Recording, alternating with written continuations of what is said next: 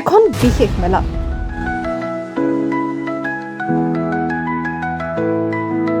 য'ত আপুনি পাব পাটৰ কাপোৰ, সোণৰ গহনাৰ পৰা বিভিন্ন কোম্পানীৰ মোবাইললৈকে।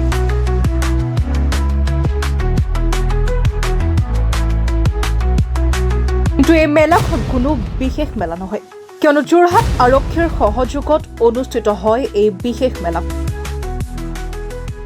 হয়, আপুনি ঠিকেই শুনিছে। যোৰহাট আৰক্ষী বিষয়া ঋষিকেশ হাজৰিকাৰ নেতৃত্বত এই বিশেষ মেলা আয়োজন কৰা হৈছিল। বিগত সময়ছোৱাত যোৰহাটত ব্যাপক হাৰত বৃদ্ধি পাইছিল চোৰৰ তাণ্ডৱ। ঘৰত মানুহ নথকাৰ সুযোগ লৈ চুৰি কৰিছিল নগদ ধন, সোণৰ অলংকাৰ, পাটৰ কাপোৰ, মোবাইলৰ লগতে নামঘৰৰ সামগ্ৰী।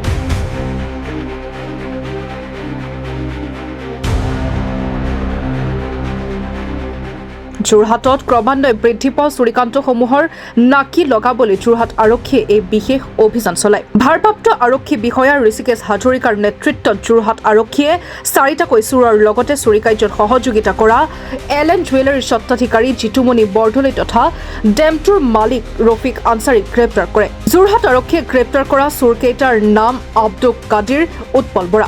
অভিযানত আৰক্ষীয়ে জব্দ কৰে 10 লাখ টকাৰ সোণৰ গহনা, 89,000 নগদ ধন আৰু 5টা মোবাইলৰ লগতে মূল্যৱান চাদৰ মেখেলা আৰু নামঘৰৰ পৰা চুৰি কৰা সা সামগ্ৰী জব্দ কৰে।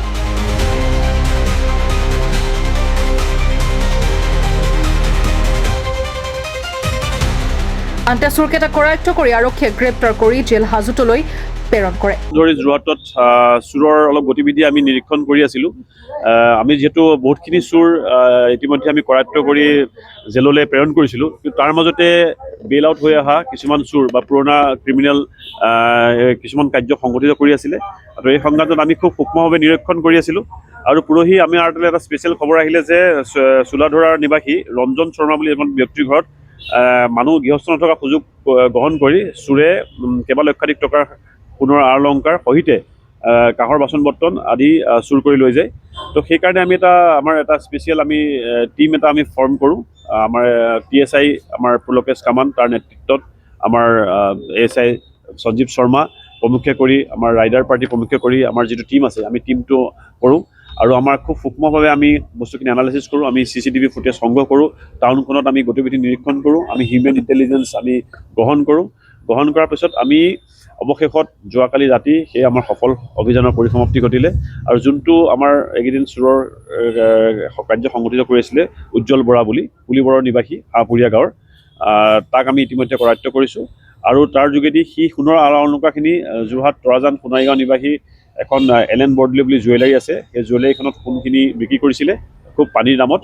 আৰু আমি ইতিমধ্যে সেই জুৱেলাৰী স্বত্বাধিকাৰীকো গ্ৰেপ্তাৰ কৰিছোঁ।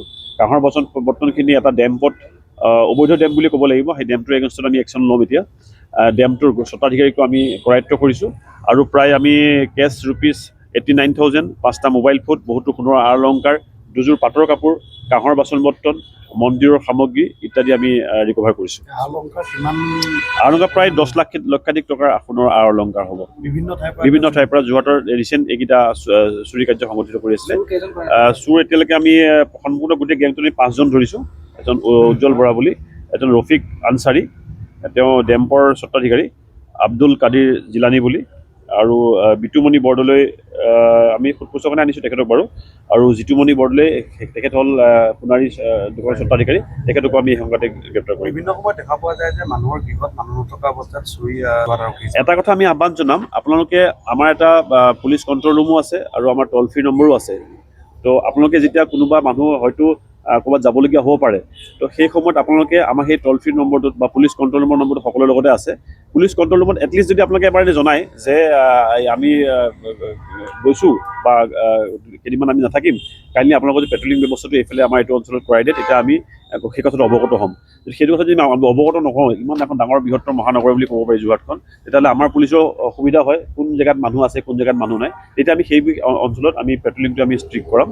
আৰু এতিয়া আমি আশা ৰাখিছোঁ আৰু কেইদিনমানলৈ চাগে চোৰৰ আমি এনেকুৱা সমস্যাৰ সন্মুখীন হ'বলগীয়া নহ'ব চাগে। তথাপি মানুহখিনি সজাগ হৈ থকাটো ভাল। আৰু আমাক যিকোনো খবৰ পালে আমাক পুলিচক ইমিডিয়েট জনাব আমাক।